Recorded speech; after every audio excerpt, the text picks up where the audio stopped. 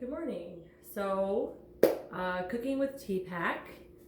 I had my best friend come over here yesterday and she picked out my utensil, a spatula, a bowl, sort of a small cereal bowl, and a plate.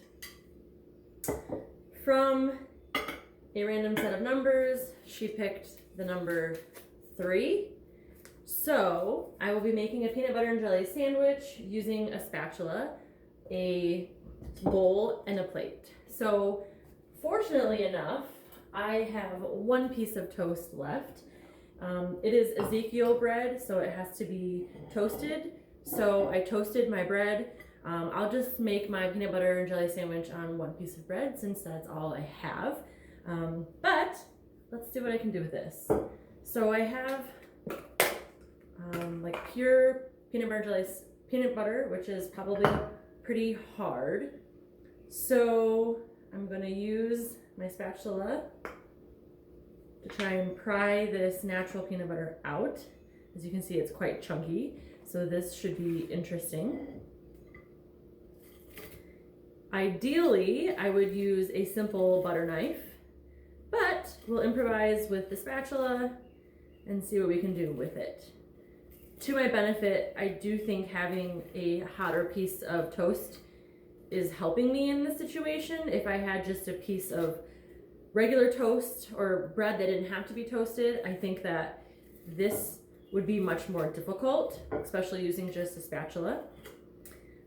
So yeah, I would like to use a butter knife if I could. But the plate is coming in handy for a place for me to assemble my sandwich. It's collecting all of my crumbs. So I'll grab just a little bit more peanut butter. And then the challenge of getting the jelly. So got my jelly here. I don't think that's gonna work, so I guess I'll just stick this in here. Get my jelly. Again, ideally I would have a butter knife, but we'll use both ends of the spatula to get this job done. I think that's probably sufficient. It's actually more difficult to spread this around on this side than I thought it would, so I'm gonna flip and spread.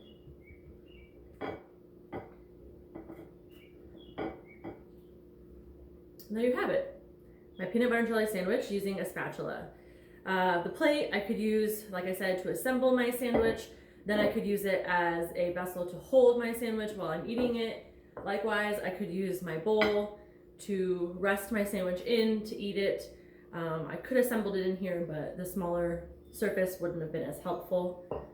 So, take-home message from this, I believe, is that there may be a lot of different technologies and tools that we can use to bring our concepts to life to our students, but we should be aware of the ones that actually will help bring those concepts to light, and not just use whatever we have at hand because it's something that we can use. We need to think as a whole what technologies, what teaching methods we can use that will get the material across effectively.